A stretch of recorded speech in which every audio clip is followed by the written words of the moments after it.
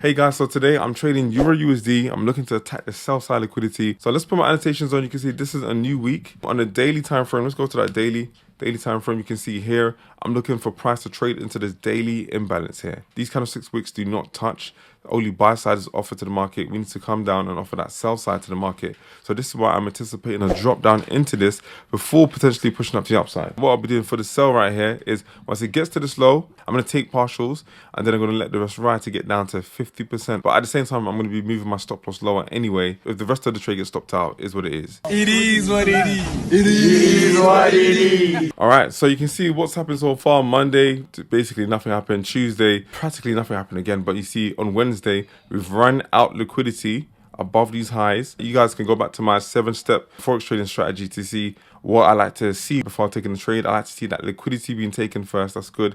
They did that already. And now we're looking to drop to the downside. Now liquidity has been taken. I'm more happy to take the sell side liquidity now. Yes, we have liquidity beneath the previous day's low. This level here, 52, and this level here, which is the very lowest point of last week, is 42. That's 10 pips. So I'll be expecting both of these to get taken out. Now, when it comes to entry, what am I looking at? Small little inefficiency here. I know you guys can't see it, but if I take off my annotations, you will see there's the imbalance between this kind of 6-week low and that one's high. I've used that inefficiency now, so let's put my annotations back on.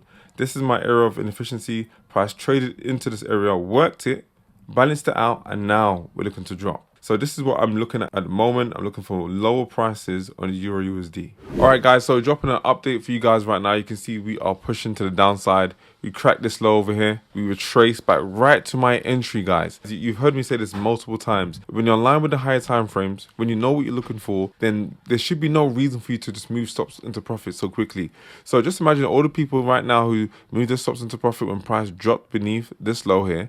They would have been taken out here with this push up higher, and then they would have seen this drop in price. They'll be fully frustrated right now because they would have moved their stop loss and price would have dropped in the direction that they wanted. So guys, nothing changes yet. You guys know where I'm aiming for. We're aiming for that liquidity beneath these lows here. I actually was going to take TP here, but now I've changed that to taking some partials off here and taking some more off here and then letting the rest ride to get to 50% of that daily imbalance. We are moving so smoothly, so I can't stress this enough. I know I've mentioned this so many different times in the videos, and I've said so many different times there's no point moving your stop loss to entry. Give price enough time to get to its destination. We know where price is going, and if you know where price is going, then trade in line with that bias. You don't need to be panicking and moving stops early. I know we were taught to move stops to break even or to take TP after like 10 pips, 20 pips or so. Price moved roughly about, for my entry, nearly 20 pips. I could have moved my stop loss into entry if I followed through with what I was taught back in the day. But look, give the trade enough room to breathe, especially when you know news is coming as well. 52 is where I'm going to take partials. Price has come as low as 59, so basically just 7 pips away. I'm going to let price do its thing. We already know where price is going, so it's all about being patient and waiting. And if you want, you can set an alarm just so you know when price has run out liquidity, for example. So I'm going to set an alarm for maybe 50% of this wick over here, because then I'm going to be watching the trade to make sure I'm there to take TP. The alert just came off. I'm ready to take partials, waiting for one more push. We could see the push beneath this one and that one, roughly about 230 equity open. You know, manipulation likes to take place during that time. This is where we could manipulate these lows here. We could take out that liquidity beneath these lows, or we might just get right now. Let's just double check price would have moved from my entry. Don't forget to get down to this level, 34 pips. Our stop loss was roughly about what, 3 pips or so. Once again, we've had another retracement. So let's just look at this on a 50-minute time frame. We had another retracement before we got to our low. Like I said, I told you it's going to happen roughly about that equity open. So equity opens in 1 minute's time. So we should start getting a move down to the downside. We've had this major retracement here.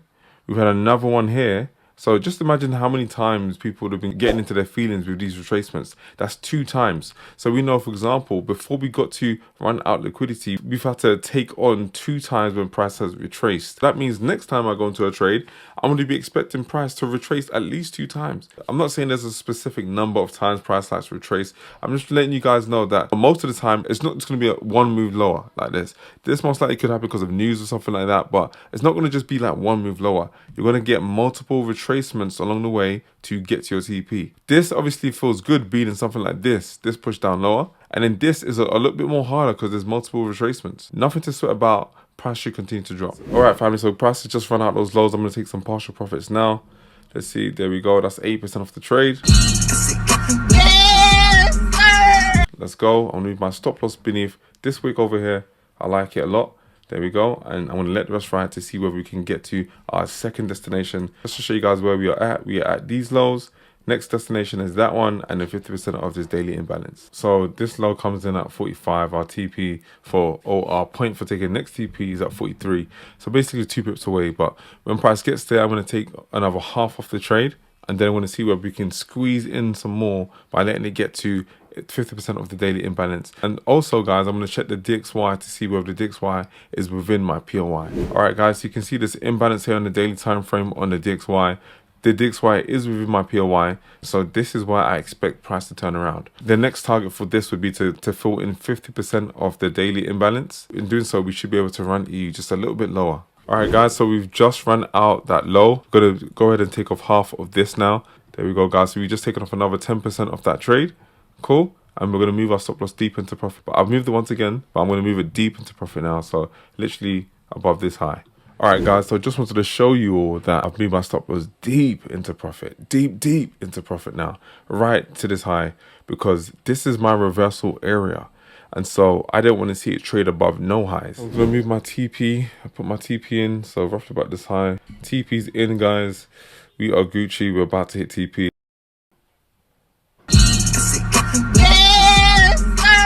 Alright, guys, so here is the screenshot that I posted on Instagram. So first of all, if you're not following me on Instagram, my Instagram is MHU_effect. So I posted this on Instagram. You can see I'm in the trade multiple times. You can see the entry that I'm referring to here is the second highest entry, coming in at 1.0987. You can see, guys, I'm in this trade multiple times. When you're in line with that higher time frame, so when I say in line with the higher time frames, I mean like you understand where the higher time frame is going, then you can jump in multiple times. You don't have to be stuck to one type of entry. So you can see the entry at the very bottom, that was a scalp entry. I had a few intraday trading entries too. They all stem from being in line with the higher time frames. I can't stress this enough. I know a lot of people get confused on that 1 minute time frame, on that 5 minute time frame. And really and truly, look, the only reason I'm on those 1 minute time frames is to get an entry, and that's it.